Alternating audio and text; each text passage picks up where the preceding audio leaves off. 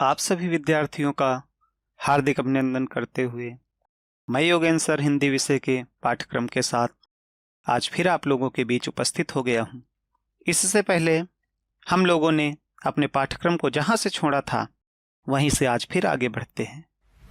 पिछली क्लास में हम लोगों ने सूरदास जी के पद को विधिवत पढ़ लिया था और आज हम लोग तुलसीदास जी से संबंधित कुछ चर्चा करते हैं। सबसे पहले तुलसीदास जी से संबंधित कुछ जो स्मरणीय बिंदु हैं, अर्थात जिन्हें हम लोगों को पढ़ना, समझना और याद करना आवश्यक होता है, उसे समझ लेते हैं। तुलसीदास जी का जन्म 1532 ईस्वी में हुआ था। जन्म स्थान राजापुर बांदा है। इनके जो माता पिता थे वो हुलसी और आत्माराम दुबे जी थे। बचपन का नाम रामबोला था। पत्नी रत्नावली थी। गुरु नरहरदास जी। प्रमुख भाषा अवधी। मैंने बताया था कि हिंदी भाषा की 18 उपबोलियां हैं। उन 18 उपबोलियों में से एक अवधी भाषा भी आती है। तो तुलसीदास जी की जो भाषा थी वह अवधी थी। प्रमुख कृति तुलसीदास जी की जो सर्वश्रेष्ठ कृति मानी जाती है वह है श्री रामचरितमानस। अब हम लोग तुलसीदास जी के जीवन परिचय को विधिवत समझने का प्रयास करते हैं। राम भक्त शिरोमणि तुलसीदास जी का जन्म 1532 ईस्वी में भाद्र शुक्ल एकादशी दिन मंगलवार को बांदा जिले के राजापुर नामक ग्राम में हुआ था। अर्थात तुलसीदास जी क्या थे? राम भक्त थे। राम भक्त का मतलब है राम की भक्ति करने वाले।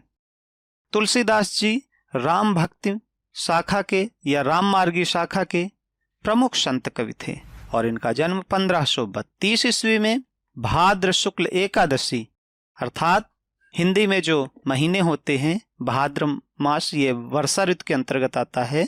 इसमें शुक्ल पक्ष की एकादशी अर्थात शुक्ल पक्ष की 11वीं तिथि को मंगलवार के दिन हुआ था। और कहाँ हुआ था?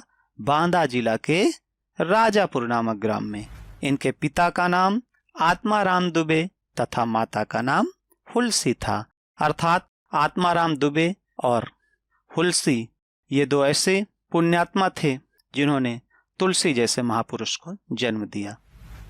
जैसे ही ये जन्मे वैसे ही इनके मुख से राम शब्द निकला, इसलिए परिजनों ने इनका नाम रामबोला रख दिया।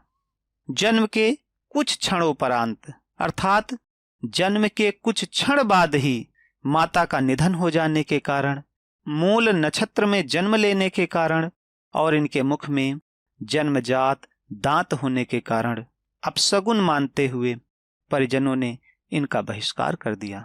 अर्थात जैसे ही तुलसी का जन्म हुआ तो जन्म के कुछ क्षण बाद ही इनकी माता का देहावसान हो गया। तुलसीदास का जन्म मूल नक्षत्र में हुआ था। मूल नक्षत्र में जन्मे बच्चे को अपनी भारतीय परंपरा के अनुसार अपशगुन माना जाता है और जब ये जन्मे थे तभी से इनके मुख में दांत थे। वैसे बच्चा जन्म लेता है, जन्म लेने के कुछ महीनों बाद उसके मुख में दांतों का आगमन होता है, लेकिन तुलसीदास जी के मुख में दांत जन्मजात थे, जिस कारण इनके परिजनों ने इनका बहिष्कार कर दिया अर्थात इनका त्याग कर दिया। इनका पालन पोषण मुनिया नाम की एक दासी ने किया। तदोपरांत ये नरहरदास जी की शरण में चले गए। ऐसी मान्यता है कि तुलसी के पेड़ के नीचे गुरु दीक्षा ग्रहण करने के कारण इसका नाम तुलसीदास हुआ। तुलसीदास पहले क्या थे? तो पहले रामबोला थे, लेकिन जब गुरु ने तुलसी के पेड़ के नीचे बैठाकर इन्हें गुरु दीक्षा दी तब गुरु की कृपा से रामबोला तुलसीदास हो गए, अर्थात रामबोला का नाम तुलसीदास हो गया। वैवाहिक अवस्था आने पर इनका विवाह दीनबंधु पाठक की सुकन्या रत्नावली से हो गया। अर्थात कहीं पूछा जाए कि तुलसीदास की पत्नी का क्या नाम था तो रत्नावली था। पत्नी के प्रेम के वशीभूत होकर ये एक बार वर्षा ऋतु की उफनती नदी को एक मुर्दे पर बैठकर पार कर गए। अर्थात तुलसीदास जी अपनी पत्नी के प्रेम में इतना मग्न रहने लगे कि एक बार इनकी पत्नी अपने मायके चली गई और तुलसीदास को जैसे ही अपनी पत्नी की याद आई तो ये वर्षा ऋतु की उफनती हुई नदी को पार करने के लिए एक मुर्दे का सहारा लिया और उस मुर्दे पर बैठकर नदी को पार कर गए। अर्धरात्रि के समय अपनी ससुराल पहुंचे। जैसे ही तुलसीदास नदी को पार कर गए और जब अपनी ससुराल पहुंचे तो उस समय आधी रात बीत चुकी थी। इन्हें देखकर पत्नी ने फटकारते हुए कहा, स्वाभाविक बात है कि जब आधी रात को कोई व्यक्ति जाएगा तो उसकी पत्नी को भी कुछ आश्चर्य होगा। इसलिए तुलसीदास जी की पत्नी रत्नावली को भी आश्चर्य हुआ और उन्होंने तुलसीदास को फटकारते हुए कहा कि यदि तुम इतना प्रेम ईश्वर से करते तो तुम्हारा कल्याण हो जाता। अर्थात जितना प्रेम तुम मुझसे करते हो, अगर इतना प्रेम ईश्वर से करो तो निसंदेह तुम्हारा कल्याण हो जाएगा।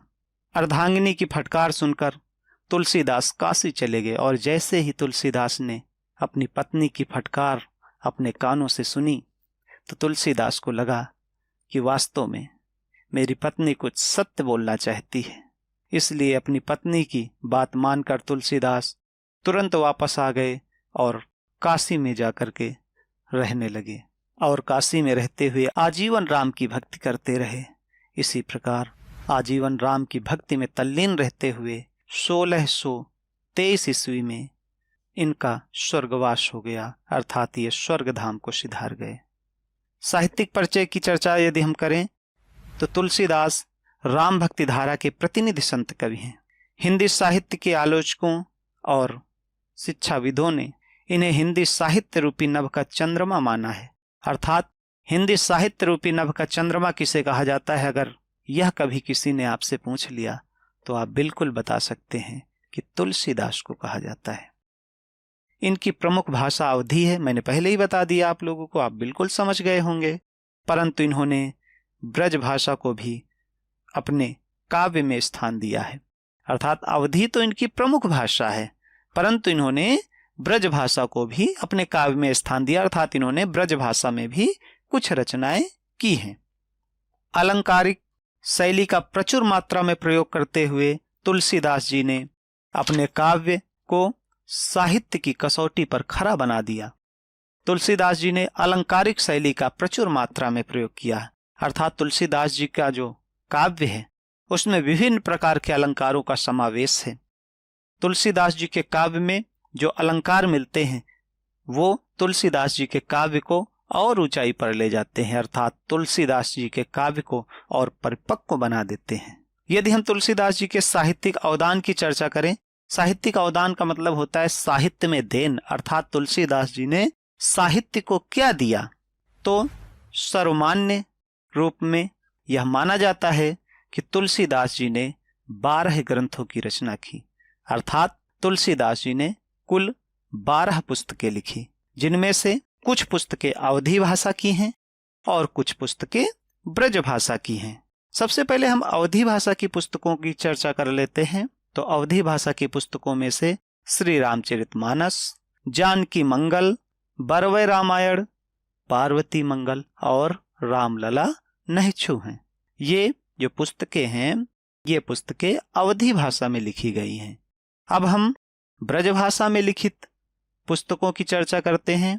विनय पत्रिका, कवितावली, गीतावली, दोहावली, कृष्ण गीतावली, वैराग्य संदीपनी, राम आज्ञा प्रश्नावली और हनुमान बाहुक। ये जो पुस्तकें हैं ये पुस्तकें ब्रज भाषा के अंतर्गत आती हैं, अर्थात ये पुस्तकें ब्रज भाषा में लिखी गई हैं। एक बात समझने की और आवश्यकता है कि जो हनुमान बाहुक पुस्तक है, यह हनुमान बाहुक पुस्तक कवितावली का एक अंग माना जाता है। इस पुस्तक को अलग से नहीं लिखा है तुलसीदास जी ने, यह कवितावली का एक भाग है, लेकिन इस पुस्तक की अपनी एक अहम भूमिका है। अर्थात इस पुस्तक को हम इस पुस्तक न कहें, इस प्रसंग की कह ले कि एक महत्वपूर्ण भूमिका है, इसलिए हम इसे अलग भी मानते हैं। वैसे तो यह कवितावली का एक अंग है।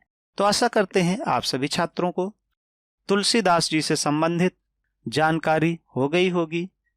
आज हम लोग यहीं से अपनी क्लास को विराम देते हैं और फिर मिलेंगे एक नए टॉपिक के साथ, अर्थात अगली क्लास में।